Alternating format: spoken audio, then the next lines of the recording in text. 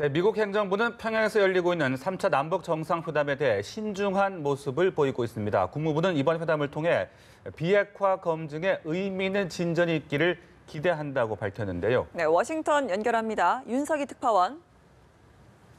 네, 워싱턴 DC입니다. 예, 다소 좀 원론적인 입장이었습니다만 미 국무부가 처음으로 3차 남북 정상회담에 대한 기대를 표명을 했네요.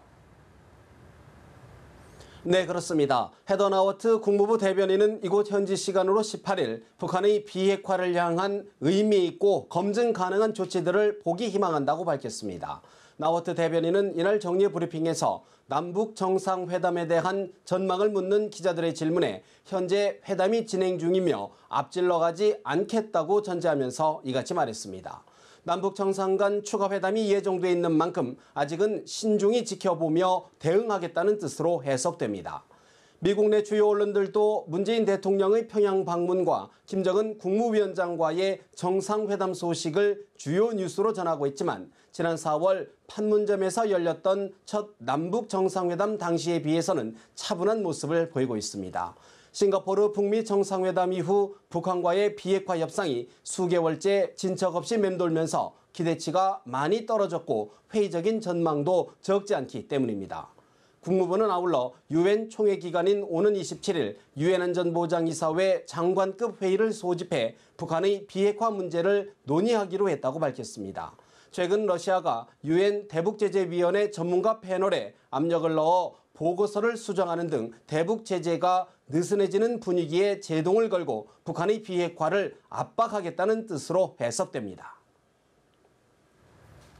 네, 이 가장 큰 관심은 이번 회담에서 북미가 논란이 되고 있는 핵리스트 신고와 종전선언 문제에 대해 어떤 절충점을 찾을 수 있지 여부가 될 수 있을 것 같은데요.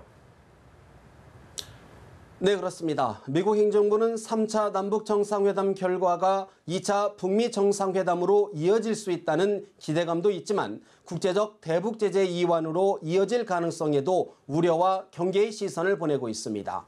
문 대통령이 김 위원장을 설득해 구체적인 비핵화 조치를 이끌어낸다면 이번 평양 회담은 교착 상태의 북미 협상에 돌파구를 제공할 것이란 관측입니다. 특히 북미 정상 간 친서 교환을 통해 거론됐던 2차 북미 정상회담 성사 가능성도 더욱 커질 것으로 보입니다. 하지만 의미 있는 진전이 생략된 채 포괄적인 비핵화 약속만 재확인하는 데 그칠 경우 오히려 미국 내 회의론이 확산하며 교착 국면이 장기화할 수 있다는 전망입니다. 또한 북한이 문 대통령의 선의를 이용해 한미 동맹 간 틈을 벌릴 것이란 그동안의 미국 내 우려도 더욱 커질 것으로 보입니다.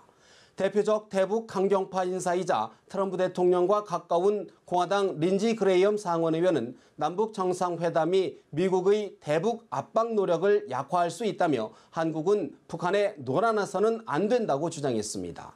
그레이엄 의원은 앞선 인터뷰에서도 비핵화 협상과 관련해 마지막 최선의 기회라며 만약 실패할 경우 군사 옵션 가능성을 다시 언급하기도 했습니다. 다만 일각에서는 남북 정상이 합의를 이뤘더라도 미국과의 협의를 거쳐 북미 정상회담에서 최종 성과로 이어질 수 있도록 상당 부분을 공표하지 않을 것이란 분석도 나옵니다. 지금까지 워싱턴에서 연합뉴스 TV 윤석입니다.